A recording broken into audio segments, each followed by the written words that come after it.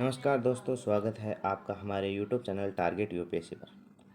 अगर आपका भी सपना यूपीएससी की तैयारी करके सिविल सर्विस में जाना है तो आपके लिए यह वीडियो बहुत ही महत्वपूर्ण होने वाली है। तो गाइज़, आपको यह कन्फ्यूज़न होता होगा कि यूपीएससी की तैयारी में कौन सी किताबें पढ़नी चाहिए और कौन सी किताबें नहीं पढ़नी चाहिए। तो जो यूपीएससी किताबें पढ़ने के लिए जो आपको कन्फ्यूज़न है, वो आज हम आपको एकदम सही, मतलब कि आपके दिमाग में कोई कन्फ्यूज़न नहीं रहेगा आज के बाद कि यूपीएससी की तैयारी के लिए कौन सी किताबें पढ़े और कौन सी किताबें नहीं पढ़े। तो गाइज़, हम शुरू करते हैं हमारी वीडियो।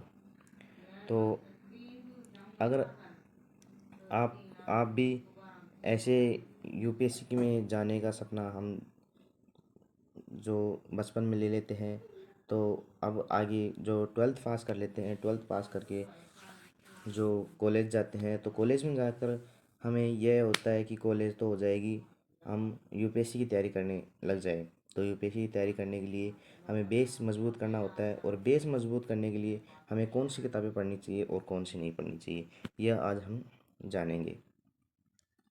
आज की वीडियो में कुल टॉपिक जानेंगे हम कौन कौन से यूपीएससी के लिए पहले कौन सी किताबें पढ़े, एनसीईआरटी क्यों ज़रूरी है, और अलग अलग विषयों के लिए कौन सी किताबें जरूर उपयोगी होंगी। तो चलिए शुरू करते हैं आज की वीडियो। तो यूपीएससी की तैयारी में किताबों का महत्व ये हम जानेंगे। दोस्तों, यूपीएससी की तैयारी में जो सही किताबों का चुनाव बहुत ज़रूरी होता है। बहुत विद्यार्थी बहुत सारी किताबें खरीद लेते हैं, लेकिन पढ़ाई सही तरीके से नहीं हो पाती है। याद रखिए, यूपीएससी की जो तैयारी होती है, किताबों को पढ़ना ज़रूरी नहीं है, बल्कि यह एक अच्छी किताबों को बार बार पढ़ना और समझना ज़रूरी होता है।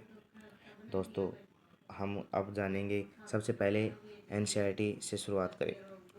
आप यह ध्यान में रखिए कि एनसीईआरटी आपको यूपीएससी की तैयारी में बैठने के लिए बहुत ही अधिक महत्वपूर्ण भूमिका निभाते हैं, क्योंकि यूपीएससी की तैयारी में जो है एनसीईआरटी से प्रश्न बहुत ज़्यादा उठते हैं। जो प्री पेपर होता है यूपीएससी का, उसमें हमने जो पहले वीडियो बनाई है, उसमें आपको प्री मेंस और इंटरव्यू के लिए यह भी बताया कि कौन कौन से सब्जेक्ट होंगे। अब इस वीडियो में हम किताबें बताएंगे कि कौन सी किताबें पढ़नी चाहिए।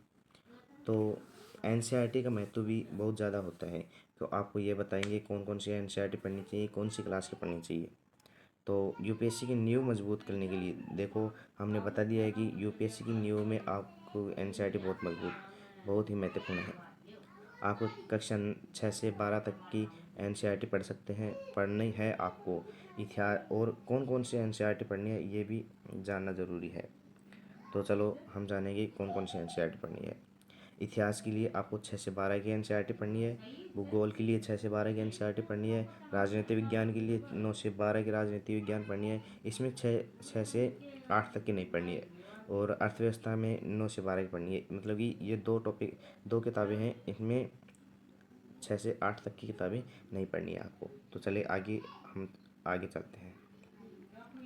अब आपको ये बताएंगे कि यूपीएससी की महत्वपूर्ण किताबें कौन कौन सी आती हैं, और ये एनसीईआरटी पढ़ने के बाद आपको कौन कौन सी किताबें पढ़नी है जो आपको यूपीएससी की तैयारी में मदद करेंगी।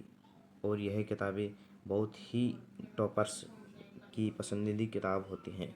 तो आपको ये पसंद की गई किताबें हैं, और आपको ये भी याद रखनी है कौन कौन सी पढ़नी है। पहले आपको एनसीईआरटी पढ़नी है, और बाद में आपको ये पढ़ना है। तो चलो ये देखते हैं। भारतीय राज्य व्यवस्था के लिए आपको एम लक्ष्मीकांत की भारतीय राज्य व्यवस्था पढ़नी है।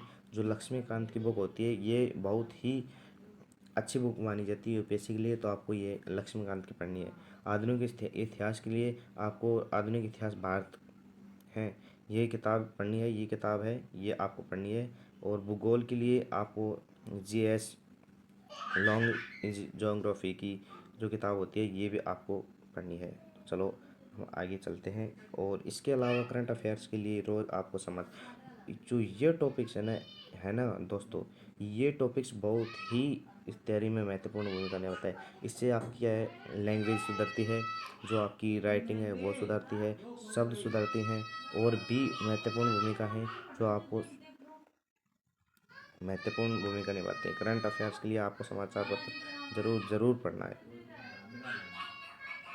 करंट अफेयर्स कैसे पढ़ें? करंट अफेयर्स आपको कैसे पढ़ना है? यूपीएससी रोज़ अखबार पढ़े। आपको करंट अफेयर्स कैसे तैयार करना है, ये आपको बहुत ज़रूरी है कि रोज़ अखबार पढ़े। महत्वपूर्ण घटनाओं में के नोट्स बनाए कि जो आज क्या घटनाएं घटी हैं उसके नोट्स आपको बनाने हैं अखबार से। और सरकारी योजनाओं और नीतियों को समझें, मतलब कि कौन सी योजना आई हुई है, कौन सी नीति लागू हुई है, कौन सी हटा दी गई है, कौन से संविधान में कौन सा अनुच्छेद हटा दिया गया है, कौन सा लागू किया गया है, और क्या क्या आपको पढ़ना है। जो मतलब कि अखबार होता है उसके नोट्स आपको तैयार करने ज़रूरी हैं।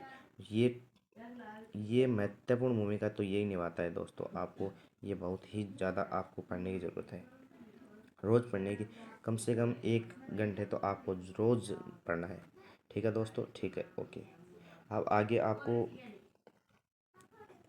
अगर आप भी शुरुआत कर रहे हैं तो सबसे पहले आपको एनसीईआरटी पूरी, ये तो हमने पहले ही बता दिया आपको कि एनसीईआरटी पूरी पढ़नी होती है। फिर स्टैंडर्ड्स बुक्स होती हैं जो आपको मैंने बता दिया, लक्ष्मीकांत वगैरह वगैरह जो भी है वो ऊपर बता दिया है, वो पढ़ना आपको।